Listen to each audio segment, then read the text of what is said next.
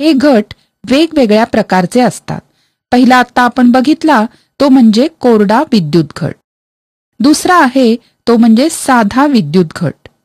या ठिकाणी साध्या विद्युत घटाची परिपथातली जोडणी आपण बघू शकतो. यानंतर बटन सेल. बटन सेल म्हणजे अगदी छोटासा बटनाच्या आकाराचा घट. घड्याळं, विद्युत खेळणी, कॅमेरा, कॅल्क्युलेटर यामध्ये हा घट वापरतात.